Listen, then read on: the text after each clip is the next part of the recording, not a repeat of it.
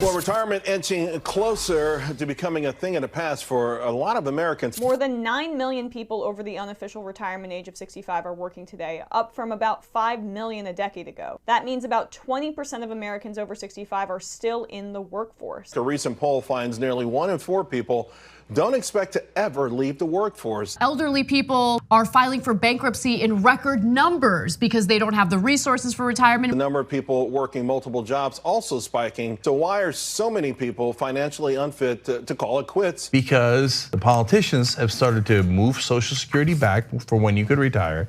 Healthcare costs are out of control. Number one cause of bankruptcy in America is from medical bills. Because they're shifting the costs from the government and companies onto the individual. Sounds like a really healthy society. Student loans. Parents are co-signing onto their kids' student loans, but the student loans are taking so long, the parents are into retirement, and then they fall into bankruptcy. All of this screws over the average American worker. But because Fox Business entirely serves corporations and the wealthy, they don't care because the money moved into their pockets and out of the pockets of the average American. 23% said never. Is that worrisome for you, Donald? Doesn't worry me personally. Of course it doesn't worry you, you fucking dickhead. I guess I'm one of those people who plans never to retire. Donald Luskin, the CIO of an investment consulting firm who once managed a index fund with hundreds of billions of dollars, isn't bothered personally by a quarter of our population being unable to retire. Do you think that that quarter is working a job like yours where they sits in an air-conditioned office moving money around and goes, buy, sell? Or do you think that they are likely on their feet doing manual or grueling labor? What do people do when they retire? I don't know, maybe they're fucking relaxing after working their whole damn life. How do you spend a day? It ain't none of your business. Is bowling that interesting? I like bowling. Is fishing that interesting? Fishing is pretty fucking awesome. I happen to love my work. A lot of people don't love their work. They don't do it because it's the passion deep within their heart. They have to do it if they want food. Damn near 80% of Americans are living paycheck to paycheck. Why do I want to stop it? It's not like it hurts. Yeah.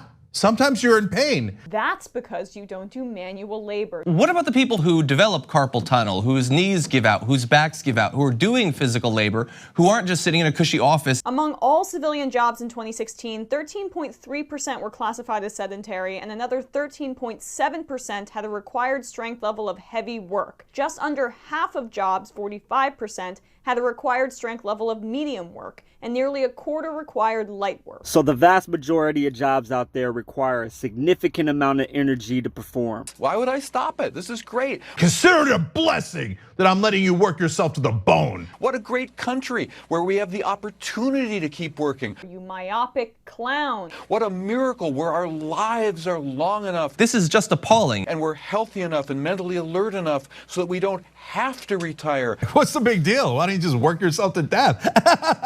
This is a great blessing. It's a blessing. It's a blessing. Why would I stop it? This is great. As of September 2016, slightly more than 27% of full-time workers over 55 years old held low-wage jobs, compared with 19% of younger workers. They don't care about what the average American has to deal with. Low-wage jobs, defined as those that pay less than 2/3 of the median wage, deliver about $539 per week in income, or annual earnings of about $28,000. If you're an average American and you vote for Republicans or Trump or corporate Democrats, you are a sucker. The people watching this are not all billionaires. They're not all millionaires. We have to get the money out of politics. Otherwise, all of these guys are gonna rob you to the end of time. These are conservative, working class people who just naively continue to support politicians and media figures who don't give a damn about them, even when they're shouting it in their face there. Yeah. That's the Republican ideology today. I read an article over the weekend about how